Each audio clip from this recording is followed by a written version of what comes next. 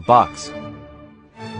The rain poured down in relentless sheets, cold drops drumming on the battered cardboard box that served as the puppy's temporary shelter. He was tiny, just 3 months old, a white mutt with black ears that flopped endearingly to the sides. Someone had left him here, in the yard outside what, just yesterday, was his home. The family that had raised him had packed their belongings and moved to a new apartment, but there was no room for him there. They had wrapped him in an old blanket, placed him in the box, and left. This must be a mistake, the puppy thought. They just forgot me. They'll remember. They have to remember.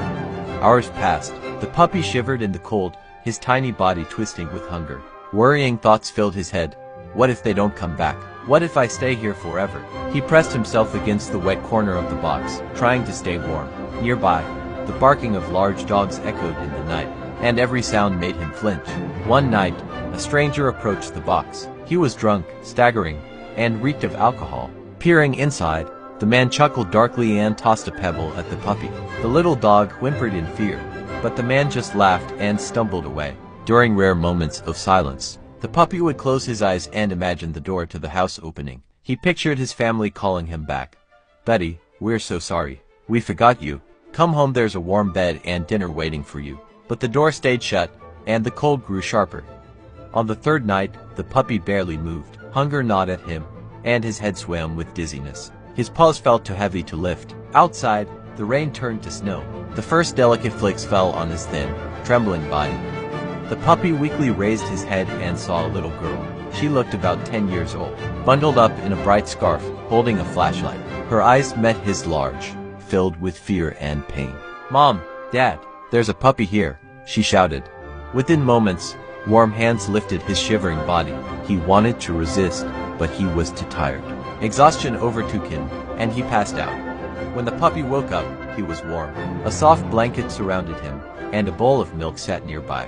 The little girl's kind eyes gazed at him as she gently stroked his fur. Her family decided to keep him, and they named him Buddy.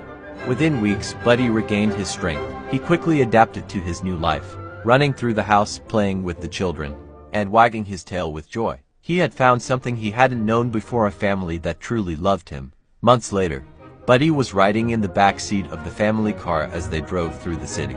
Snow blanketed the streets, and he gazed out the window at the bustling sidewalks. When the car stopped at a red light near a crowded train station, something caught his eye. Near a makeshift fire, a group of homeless people huddled together. Among them, Buddy recognized them, his former owners. They looked disheveled, hungry, and broken, far removed from the family he once knew. Buddy let out a soft sigh. His eyes welled with tears as memories of the cardboard box and the rain came flooding back. But he turned away, resting his head on the seat. The car moved forward, carrying him away toward his happy, new life. He knew he would never be left in a cardboard box again.